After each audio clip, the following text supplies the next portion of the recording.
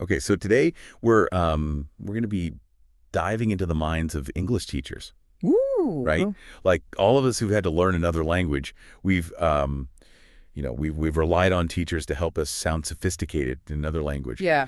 And I've always wondered what goes on behind the scenes when they plan those lessons. It's like a whole hidden world, right? Like all the decisions and strategies that they use to like make learning actually stick with you. Totally. And that's what we're going to be dissecting today Yeah. with this classic teacher training guide. We've got module 3-SS edit-3 1.pdf. Right.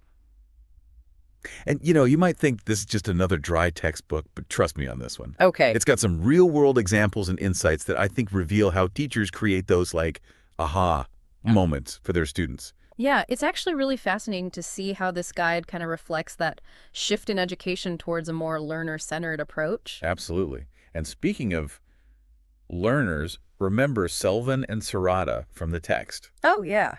Two Yeah. 7-year-olds in India, both learning English, but their journeys are like completely different. Yeah, their stories are such a good example of how much external factors can impact a student. Yeah. So you've got Sylvan, who goes to a government school where Tamil is like the main language spoken, Right. and he has very few opportunities to actually practice English. And then you've got Sarada, on the other hand, who's practically fluent Right. because she's going to an English medium school. Yeah.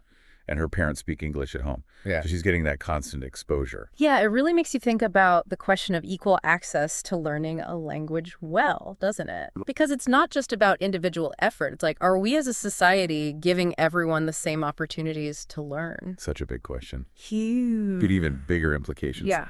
But so let's shift gears a little bit from the learners to like the blueprint of their learning journey, the syllabus. Okay, syllabuses are so interesting, though, because they really dictate the what and the when of teaching. Yeah. And they've changed so much over time, you know? Oh, yeah. Like, remember those grammar drills we all loved? Oh, gosh, don't remind me. Like conjugating verbs until my hand cramped. Exactly. That's like the classic structural syllabus. Okay. Laser focused on the grammar rules. Got it. And actually, the case study in here uses a 1970s Malaysian primary school syllabus. That's very structurally based, which was like all the rage back then. But things have changed a lot since then.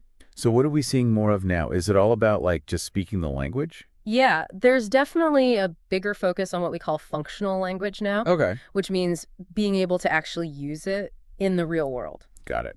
So like imagine role-playing a conversation at a restaurant or giving a presentation, that kind of thing. That makes so much more sense. It's not just about knowing the rules, but actually being able to like communicate Exact. in a meaningful way. Yeah, and of course you have like the combined syllabuses that try to do both, Okay. which makes sense. You need both right. Yeah. It's like baking a cake, you need the right ingredients in the right amounts for it to taste good. I like that analogy. But even with like the best syllabus in the world, it all comes down to how it's actually used in the classroom, right? Totally. And that's where lesson planning comes in. Right. Lesson plans are where the rubber meets the road. Okay. That's where teachers get to be creative and design activities that actually work for their students. I love that. Yeah. And we've got two very different lesson plans that are analyzed in this guide. Okay. The first one is for young learners, and it focuses on that shh sound. So like imagine designing a fish tank and like making little paper fish with shh words on them. Cute. Right? Yeah. Like how fun does that sound? Yeah. That's a really good example of making it playful for Yeah. little kids. Totally. And then you've got plan 8, which is like the complete opposite. Okay. This one is for upper intermediate adult learners, and they simulate a plane crash scenario in the desert Oh, wow. to practice things like expressing opinions, agreeing, disagreeing, persuading. Oh, that's interesting. Right. Yeah. Completely different approach. Yeah, you got to tailor it. But I can see how that would be engaging for adults. Definitely. Like the stakes are higher. Yeah, and they have to think about how to use the language. Exactly. Mhm. So it's all about knowing your audience. Oh, for sure. And this guide even talks about how sometimes you can't just rely on like pre-made lesson plans. Right. Like adaptability is key, right? Meeting students where they are. Absolutely. There are stories in here of teachers who completely threw out the assigned syllabus Wow. because it wasn't working for their We students. just like that saying the map is not the territory. Exactly. Sometimes you got to go off-roading to get to where you need to go. Yeah. Which I think brings up an interesting point, especially in today's world, that's so obsessed with testing. Mm-hmm. Do those tests really show how well someone can actually use a language in the real world? That is a really good question. Right. Because on the one hand, they give you a way to measure progress, Yeah. but on the other hand, they can really stress people out. Oh, for sure. And let's be honest, just because you can ace a test doesn't mean you can actually have a conversation Exactly. or get by in a foreign country. It makes you wonder if we're putting too much emphasis on testing Yeah. instead of focusing on those practical skills. It's a conversation that we need to have in education. For sure. So we've talked about what to teach, but what about how to teach it? This guide also looks at how to actually set up your classroom. Okay. And they make a good point. The way you organize a classroom can really make or break a lesson. Oh, yeah. Think back to all those awkward silences when the teacher asked a question and no one would make eye contact. The worst. I hated that. Yeah, that's why getting the setup right is so important. Yeah. And this guide talks about how seating arrangements can make a huge difference. Okay. Forget those rows of desks all facing forward. Right. We're talking circles, horseshoes, creating a space where students actually feel comfortable talking to each other. I love that. Yeah. Like it just changes the whole vibe of the classroom. Totally. And it's not just about the physical layout either. It's how the teacher makes it work. So are we talking about group work versus individual work? Yeah, like what's the best approach? Well, this guide actually says it's all about finding the right balance. Okay. You've got your teacher-led moments, your group work, pair work, individual work. They all have their place. Mm-hmm. It's like cooking a delicious meal. You need a variety of ingredients to make it really good. Okay, I like that analogy. Right. But like some people are allergic to certain foods.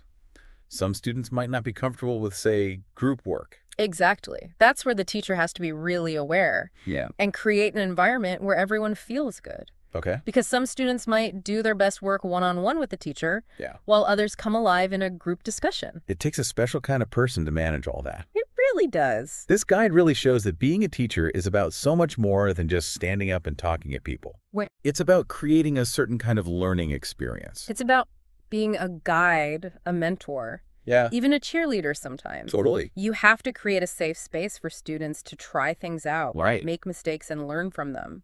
It reminds me of that quote, "A good teacher can inspire hope, ignite the imagination, and instill a love of learning." I love that one. Me too. Yeah. And it makes me think about another important part of teaching that this guide talks about, the scheme of work. Oh, the scheme of work, the unsung hero of teaching. Okay, so what is that? It's basically the teacher's roadmap for taking all those syllabus goals and turning them into a real plan, Okay. week by week. So it's not just about randomly throwing lessons together? No. It's about carefully thinking about what you teach when. Okay. So that each lesson builds on the one before. Yeah. It's like watching a TV show. Imagine if the episodes were just random. Right. You'd never get that feeling of like things moving forward. Yeah, you need that overarching story to keep you hooked. Exactly. And a good scheme of work does that for learning. Okay. So it's like having a well-organized toolbox, I like that. where everything is, you can find what you need. Yeah, and in that toolbox, you have your individual lesson plans, Okay. each one designed to teach something specific. Right. This guide says that a good lesson plan should be like a balanced meal. Okay. It's got to include everything. So we're talking engaging activities, Yes. meaningful interactions, and even some fun sprinkled in there. Exactly. You got to keep them motivated. Of course. So it's about finding that sweet spot between challenging your students and letting them have a good time. I like it. But, even with the best lesson plans, sometimes things just don't go your way. Oh, yeah. And that's where being able to think on your feet comes in. Right. It's like you're up there on stage and you got to be ready to improvise if something unexpected happens. Yeah, you've got to read the room, so to speak. Totally. And this guide even talks about how sometimes, like, no matter how hard you try, things just don't go according to plan. Oh, yeah. It happens to the best of us. Right. We've all been there at that moment when a lesson just falls completely flat. It's like watching a souffle collapse. Ugh, you know exactly what you mean. All that effort and then PF. It's heartbreaking. So what do you do in those situations? Like, does this guide have any tips? It actually recommends having a backup plan, Okay. like a few quick activities that you can pull out of your hat I see. if your main lesson just isn't working. Like a secret stash of emergency snacks. Exactly. You hope you never have to use them, but you're so glad you have them when you do. It's funny because going through this teacher training guide, it really makes you appreciate how much work goes into being a teacher. Oh, totally. It's so much more than just standing up there and talking. It's like they're crafting these really intricate learning experiences. Exactly. They're not just instructors, they're designers, architects of learning, And they're dealing with so many different factors. all at once. Right. You got the syllabus, the different teaching methods, the students themselves. And it's always changing. It's kind of inspiring when you think about it. It is. Like this guide really highlights that there's no one right way to teach. Nope. Every student is different. Every classroom has its own personality.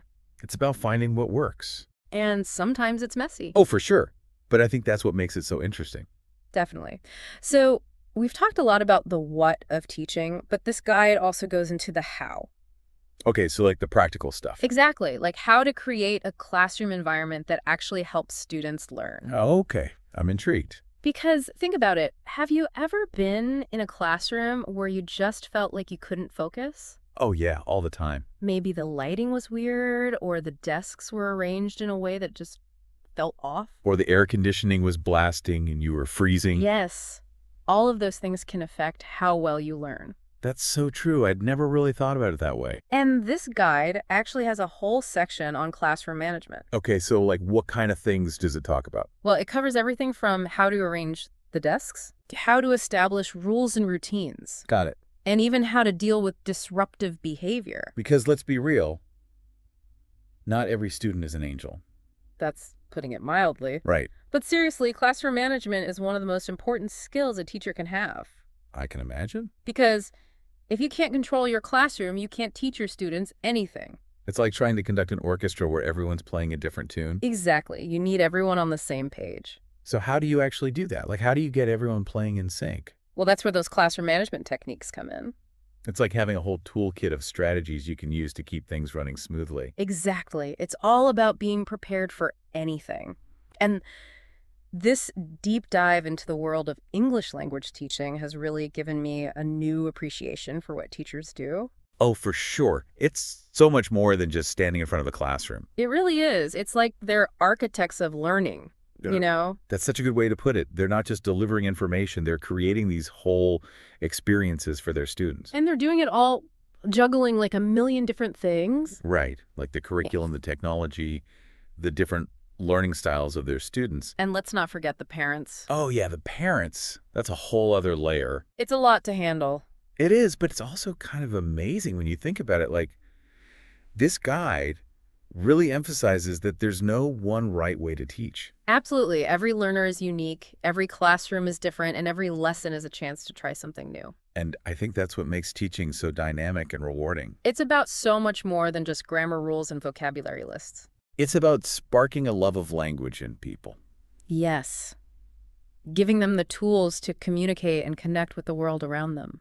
And that's something worth celebrating, don't you think? Absolutely. It makes you wonder what kind of teacher would have really helped you thrive, you know? Ooh, that's a good question. What kind of classroom would have unlocked your full potential? Something to think about.